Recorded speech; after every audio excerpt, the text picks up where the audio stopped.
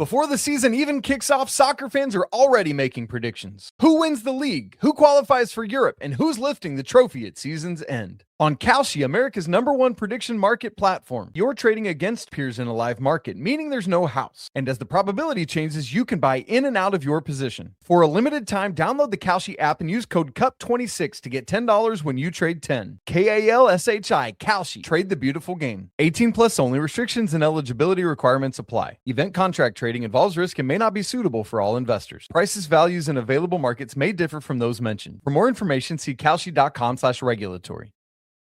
The new LinkedIn Hiring Pro can't undo your last hire. The human postponer. They were the master of one phrase. I'll circle back on that. But 3 months later, you were the one doing all their work and wondering how big that circle is. But LinkedIn Hiring Pro can take the hiring load off your plate. By automating the hiring busy work from the initial job post to scheduling interviews. Hire right the first time with LinkedIn Hiring Pro. Post a free job today at linkedin.com/quality. This message is brought to you by Apple Card. Shave ice by the beach, a trip to the state fair, and a throwback flick at the local drive-in. They're more than just items to check off the summer bucket list. They're also opportunities to earn 2% daily cash back when you use your Apple Card with Apple Pay. Apply for Apple Card now and use in-minutes with Apple Pay. Subject to credit approval. Apple Card is issued by Goldman Sachs Bank USA, Salt Lake City branch. Terms and more at applecard.com.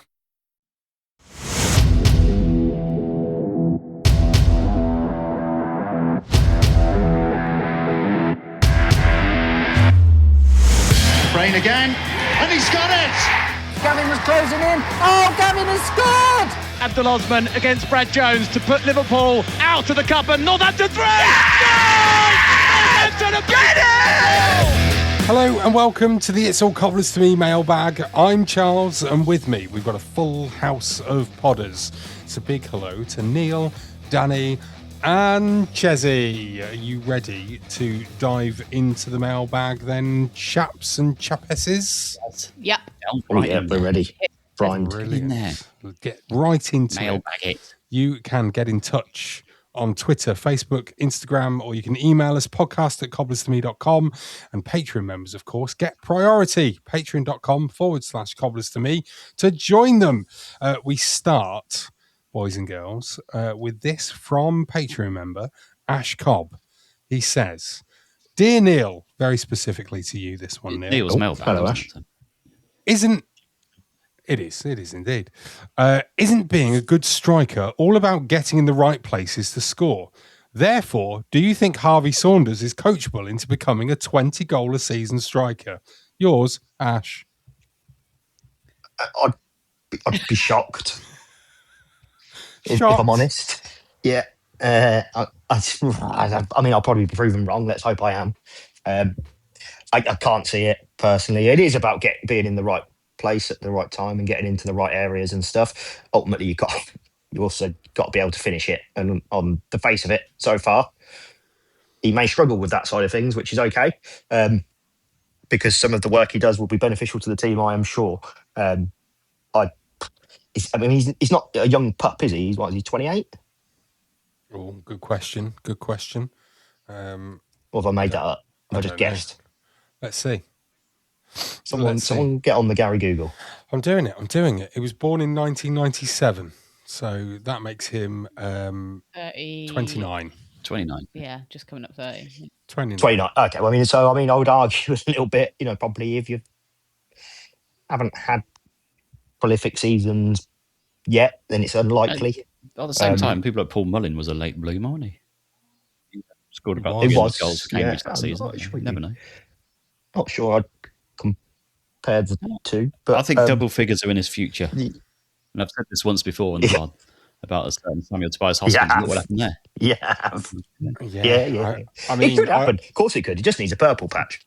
Yeah, absolutely does. I was going to actually make the comparison to Sam Hoskins, Danny, with that. So thank you for doing welcome. that for me. That's all right. Thank you. He is on a positive trajectory for his goal scoring, though. I will say. At Bristol Rovers, he scored twice in 33 appearances between 21 and 23. No. Okay. At Tranmere, He made 94 appearances between 2023 and 2026, scoring seven times. Okay, so that's 7 times in best part of 3 years. 25-26 again. So this is back at he was on loan at Eastleigh. He played 38 times for Eastleigh and scored 9 goals. So, one more goal this season, he'll be into double figures. Not exactly a classic Tranmere team, is it either? They've gone to. I'll be stunned, but I hope I am. You'll be stunned if he gets 10. If he gets double figures, I'll be stunned. Yeah, but okay. I hope he does. And I hope I see him as more of like a goalless Labrador. A goalless Labrador.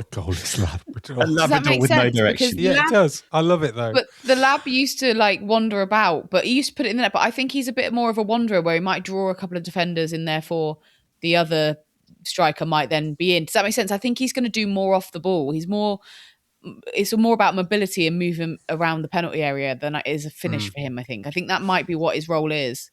You're going to absolutely love this, all three of you.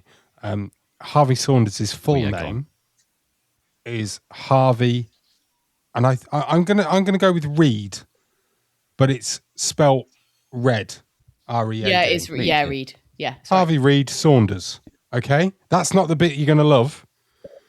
His early and personal life on Wikipedia states this: Saunders is from Staindrop. I believe that's near Wolverhampton because that's his place of birth. I will just clarify exactly where Staindrop is. County Durham, actually. There you go. Sorry, close to Wolverhampton, Charles. Apparently so, yeah. It is situated approximately 6 miles northeast. What a shock. Yeah, true. All right, thanks. It is situated approximately 6 miles northeast of Barnard Castle. So there you go. He needs to go and get his eyes tested then. That's a crucial part of Barnard Castle. And important road news, that's on the A688. There you go. There's your A road news. Great road. That is not the bit that you're going to enjoy the most. He's Charles. This bit is, are you ready for this? Oh, yeah. He is nicknamed Rooster. Rooster? Why? Rooster. Why? Has he got a gobble then? Has he got what? Well, but I don't know, Jeffy. I mean, that's probably for a different channel. You know the things that the turkeys have? Oh, the little... that's a gobble. Why is he nicknamed Rooster? Do we know? We need to know this information. It's from the non-league paper. Is the link that it maybe takes wakes me up really early and he's really annoying when he wakes up. yeah. Maybe. Shut up, Harvey. Oh dear. I don't actually. I'll have to actually look properly to find out the reason for this, because surely. If he does wake up early and is really annoying, I hope to God he's not sharing with Ross Fitzsimons on away days, because we might never see him again. I've got the information. Would you like to know? He's nicknamed the Rooster primarily because of his high energy, relentless playing style on the football pitch, and it came from Darlington. Yeah, I've just got all I've got is that he started at Darlington RA and couldn't have gone to a better club to begin with. They really were a rough bunch. Saunders, nicknamed Rooster, joked. Right. So that's it. There you go, Rooster. Yeah. There you go. Rooster. We've had a lab. We've now got a Rooster. So we've got Mr. Rooster, Mr. Citrus. Mr. Citrus. It's all going really well. Brilliant stuff. So yeah, I mean, if Rooster now, you see, part of me wants to slightly change it for the pod, because I don't feel like I can just say Rooster. It was always the Lab, right? For good old Louis the Lab. This feels like we might have to call him the Chicken. I mean, we've already got a nickname for him, Charles. Well, yes, we do, but it's not repeatable all the time. There might be children listening, Neil. Good point. Yep, okay, the Chicken it is. The Chicken. Yeah, there you go. Oh, right. Moving on. Melly. Oh, God. I'm not talking to that. Oh, that's brilliant. What a segue. I couldn't have written it better. Melly says, I have just made my annual comprehensive online purchase of apparel and sundries from the club shop. What for? Why didn't you do it in May? What sundries has he been buying? Oh dear. Included is the new away shirt and shorts. I have avoided buying the socks so as to avoid the usual negative commentary of full kit wanker. Is this a sensible decision, or am I merely pandering to the hoi polloi and denying the club of vital funding in the process? I don't With think we need to love worry and about that much affection, longer. Melly. Melly, wear what you want, love. Well, I think Melly's a wanker no matter what, right? So whether he's in a full kit or just shirt and shorts, he's still going to be a wanker. So get the full kit, Melly. Just buy into it. Just be very Bryn on Gavin and Stacey. I don't think there's any more that we need to say on that particular get the socks. thing. Brian Wills, get the socks. Yeah, get the socks. Come on, Melly. Brian Wills says, "How the hell did we get £200,000 for Campbell, Danny?" Don't ask me, Charles. I wasn't in the Notts County financial department. Don't know. No, well, why not? Yeah, why weren't you there? Other things to do, aren't I? Oh. Did they not have a bush? They didn't at Notts County. No, they got a river. Oh. Did you lose? No Barbara. No Barbara. No. What are Notts County's finances like? Any chance? Does anyone know? Because I don't know whether this is just like a drop in the ocean for them, or whether they've spent a lot of money this summer. They have spent a lot this summer. It could just be like another little. Oh, we just go and chuck 200 grand at someone then, couldn't it? Because that would probably make a difference, wouldn't it? If this was their star, I think they're sensible. You wonder, but if this is just like another, they just splashed 200 grand over there, then maybe. I saw that they'd sold over 7,000 season tickets, which I know it's not a huge amount, but it's pretty much double what we sell, right? So instantly, that's double the money, right? So you look at it from the size of the ground as well and stuff. So makes sense. I mean, they seem to have bounced. They've bounced back from the issues from that terrible financial situation they found themselves in a while back, and I think that's taken a long period of recovery, hasn't it? And I think they're very much out of that now. Don't forget, like, we often kind of look at football clubs that have this float out of the leagues type of thing, and we always kind of tarnish it with lower end spectrum clubs. They're not. They're the oldest club, aren't they? So they've got a huge amount of history, and therefore what they will have is a very solid fan base. And when you're doing well, that just grows, doesn't it? Yeah, I mean, potentially here, looking at their transfer market, they paid money for centre forward Lucas Smith from Vakasliga, Finland, a Finnish club, VPS. Sorry, Vakasliga is the league that VPS play in. But they've also paid money for Dean Campbell, that we know, Emil Aqua, from Dundee. As a centre forward, Jack Evans from Harrogate. Missed out on that one, didn't we? And yeah, definitely. And Darius. Is it Darius? Lipsync from Stoke under 21s. Yeah, Lipsync. Darius Lipsync. There you go. So yeah, they obviously do have a little bit of money to be using. But I mean, essentially, if they've met the release clause, Brian, then so be it. Well done. So be it. Well done to the club. Tell you what, they haven't got, Charles. They haven't got Brazilians. No, they do not. No. Brian also has another question.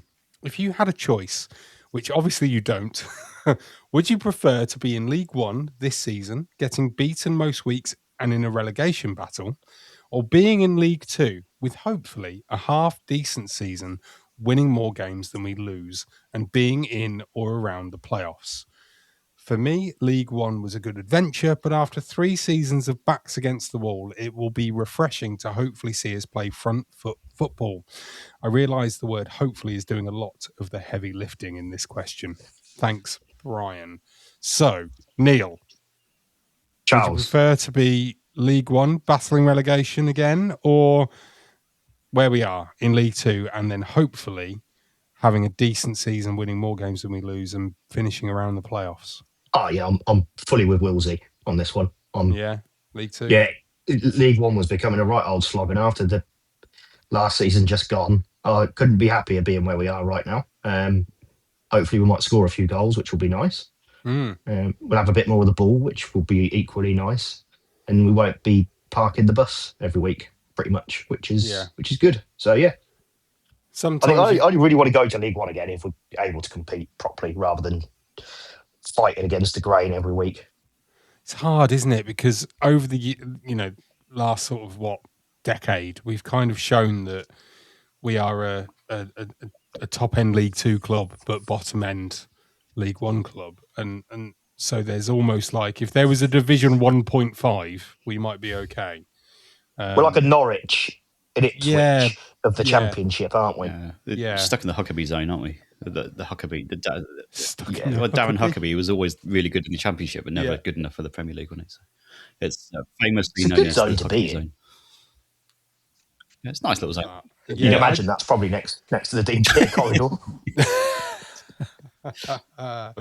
I just I do think that sometimes you've got to take a step back to go 2 steps forward, haven't you? So I'm hoping that that's what we're going to be doing.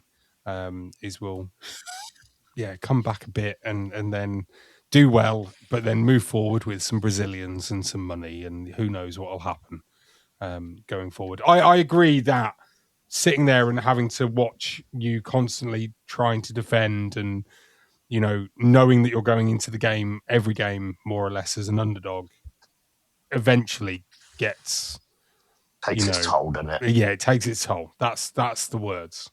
So yeah, it's one of those. We'll take a break. We'll come back after these messages. Before the season even kicks off, soccer fans are already making predictions. Who wins the league? Who qualifies for Europe? And who's lifting the trophy at season's end? On Chessie, America's #1 prediction market platform, you're trading against peers in a live market, meaning there's no house. And as the probability changes, you can buy in and out of your position. For a limited time, download the Chessie app and use code CUP26 to get $10 when you trade 10. KALSHI, Chessie. Trade the beautiful game. 18 plus only. Restrictions and eligibility requirements apply. Event contract trading involves risk and may not be suitable for all investors. Prices, values, and available markets may differ from those mentioned. For more information, see Chessie.com/regulatory. If your business runs on 5 different apps, 12 browser tabs, and 1 spreadsheet that everyone's afraid to touch, it's probably time for Odoo. Odoo is an all-in-one business management software that connects every part of your business into one powerful, easy-to-use platform. So instead of wasting time switching between disconnected systems, your entire business works together in real time. Your team moves faster, your data stays accurate, and you can actually focus on growing your business. Let one unified system run your entire business. From the first opportunity to the final payment, everything works together in one place. Whether you're a small business or managing a large operation, Odoo gives you one flexible platform built to grow with you. Learn more at odoo.com. That's ODOO.com. Welcome back to the Mailbag. Dan Darwood is up next for all of us. Dan says, are we just going to sign players with Evans somewhere in their name from now on? Probably. Any other Evanses that you can think Jake of? is the obvious one, isn't he? Jake, yeah. Jake's the obvious one. I don't think that's going to happen. Don't know anything. I just think that, well, Leicester have made him available for loan, haven't they? That has been made public. Yes. I think if it was going to happen, it would have happened by now. Maybe we're We waiting. don't know, Charles, because it might have been a case of waiting for the Leicester game to be out of the way. Oh, Is that what you're maybe. gonna say, I was Daniel? going to say we might be waiting for some potential investment just to get it over the line. The Bato and Pals, yeah, could be. Maybe. Chris Evans apparently is really. Any other Chris Evanses? Evans is coming in. Chris Evans, yeah. There's a suggestion that Roy Evans may come in as a director of football That somewhere. seems a along the given, line. doesn't it? Nice. Yeah, at this point. Faith Evans is going to be on Might the be on the difficult, pitch but before yeah. games. Did you Faith say Evans, yeah. Faith? Faith Evans. You'd imagine you may well be out of a job, Charles, and we might get the real Lee Evans comedian in. I would just accept that. I'd be quite happy with it. It's a difficult one to challenge, wouldn't it? Yeah. I'd be like, no, okay, fair enough. Fair enough. Yes. Raja Imran has Barry, asked... hold on. You forgot Bazza, the Bazza. obvious Evans, Barry Evans. Oh, Bazza. Oh, Bazza. How can we forget? Yeah, just give him the mention. He'll be there. He'll be there singing a song. Barbara Raja Imran Evans, of course, the Brazilian model and reality TV celebrity. She'll definitely be there. She's probably there now. Paul Raja, he's trying to ask a question, and you guys just want to talk about Evans's. No, it's not either, is he? Do you think maybe they'll play Evan Almighty on this big screen before games? I mean, it wouldn't have any sound, so why would you bother? Oh, well, we can make up our own words. Who would be the voice of Morgan Freeman? What, from the squad? Yeah. I don't from think the I've heard squad. him talk yet. Oh. Yeah. It's got to be someone with some gravitas. And I don't know if any of them have. Guthers or Moore? I don't think Moore's calm enough to. I think to be that voice. No. He's a bit. Yeah, you could be right. Maybe. What about Samuel Tobias? A bit of gravitas, isn't he? It's got a bit squeaky though, isn't he, when he talks? Well, they do famously call him Mr. Squeaky. So they do now. Anyway, brilliant. Am I okay to ask Raja's question now? Come on, let's get that question Evanses? out. Okay, Come on, brilliant. No, we're out of Evanses for now. Okay, brilliant. Good Evans. There you go. What is NTFC's plan, do you think, for the next 5 years? Oh, that's now, a question. obviously, this is one of these questions. Oof, it's a big one. If you were Brazilian, Neil. Yes. Who's to say I'm not? But yes, carry on. Yeah, if you were Brazilian, you had lots of money and you were, taking over at the Cobblers, what would you do? What would your 5-year plan be? This will surprise you, Charles. I'd be very sensible. Excuse me. I'd have one little bird on my shoulder saying, build the water park, build the water park, build the water park. But I'd flick that bird off and I'd very sensibly, so for now, calm down, Danny, I'd buy a few League One level players, a couple of statement signings, and propel us into League One. Charles has gone into the table. Charles has gone. Charles has completely gone. Do you know what's really upsetting about this situation? Neil was making such a sensible point, which is so rare for Neil. I think that's what sent Charles over. I know what sent Charles over. We won't go back to it. I'd build Neil, slowly. You're doing so well. Thank you, Jeffy. I'd build slowly. I'd buy a couple of statement signings from a level above to propel us up to League One, and then I'd build the League One team to challenge for a year, but with the expectation it's going to take probably a couple of years.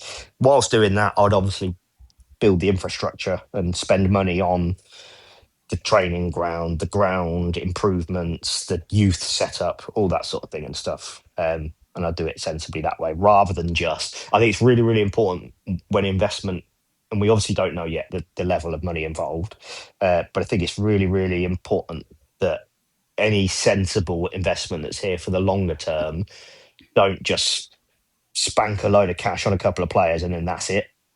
Because that's not a long-term thing. That's hey, we're here, here's a couple of good players, and then nothing else. That's I'd rather not have that, if I'm honest. I'd rather have the longer-term view. So that'll be my approach. Charles, now you're back with us. Okay, yeah, lovely stuff. I think that's a very, very good approach. There, I mean, yeah, I think that's what you do, isn't it? Yes, Danny? it is, Charles Commons. Yeah.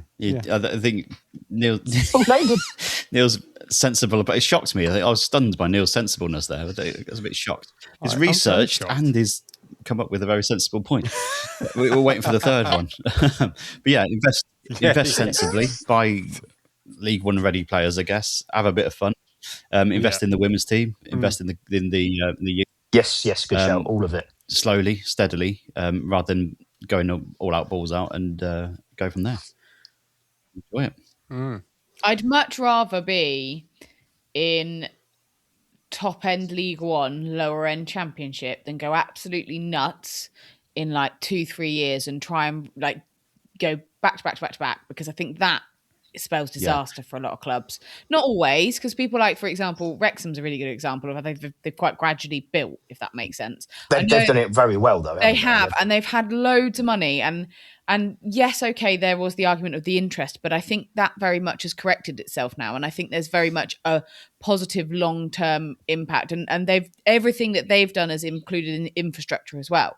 I think that's what's needed. What's needed is everything that you guys have said, but it's not necessarily the infrastructure of the club, whilst that's also important, but it's the actual infrastructure to cope where if then, for example, there's a downward trajectory. Yes, I completely agree, because as much as Wrexham is a maybe a good example, albeit there will definitely be some completely different level example. Yeah, there will be downward somewhere for Wrexham.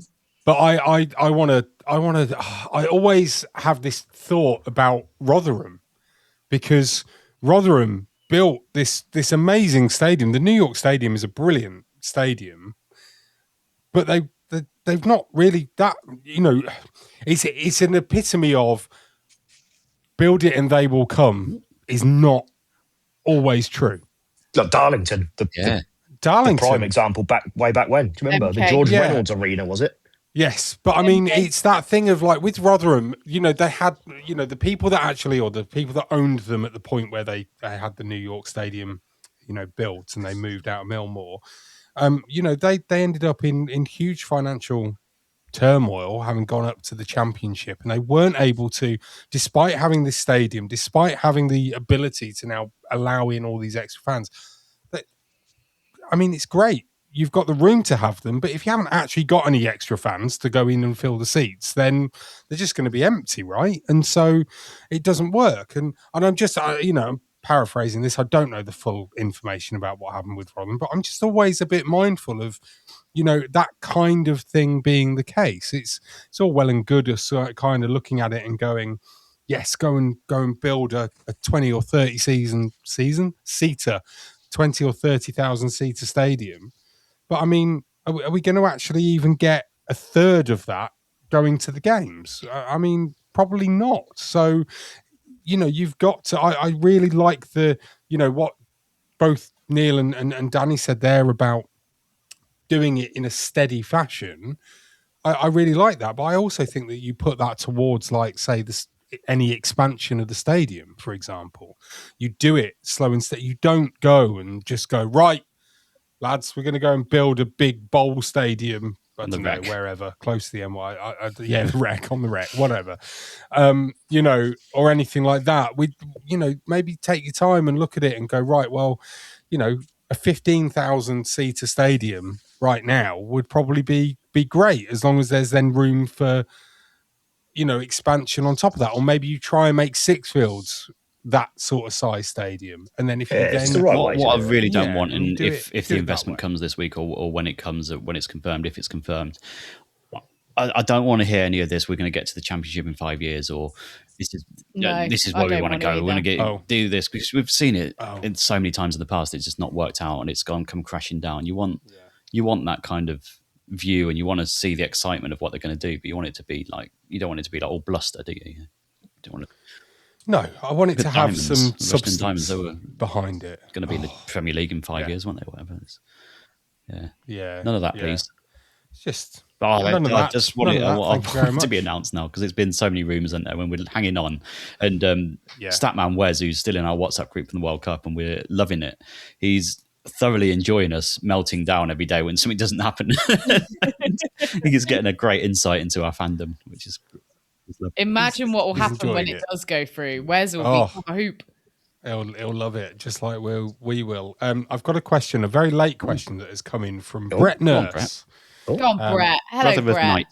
He says, "Hi, Neil. Out of the Carabao Cup before the league season has started. No way back for Hogg from here.